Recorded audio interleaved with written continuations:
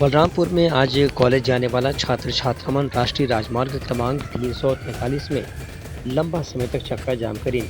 ये विद्यार्थीमण के मांग रही से कि यहाँ मुख्य सड़क लगातार टूटे फूटे हालत में हवे जेकर से मल्ला हवाई जगह में काफ़ी परेशानी के सामना करना पड़ा थे। एक संगे संग यहाँ आए दिन दुर्घटना के शिकार भी लोगन मन होवत भी थे। एक स्थिति प्रशासन से मांग थी कि सरकार काल सड़क के मरम्मत करे और लोगन मन के अवई जवई के साधन ला व्यवस्थित ढंग से उपलब्ध कराए के काम में सफलतापूर्वक पूरा करे। राजपुर इलाके में जो चक्का जाम करी गए से उनमें अलग अलग कॉलेज के छात्र मन बड़ी संख्या में शामिल हो रही है। एवं जम्मू छात्र मन के आंदोलन के दौरान ये मांग रही से कि प्रशासन ला मुख्य सड़क के मरम्मत के काम तत्काल पूरा करके बलरामपुर और आसपास के इलाका में संपर्क रखने वाले जितना भी प्रमुख सड़क है ओला व्यवस्थित रूप से अच्छा निर्माण कराना चाहिए। Bureau report Uttarakhand news.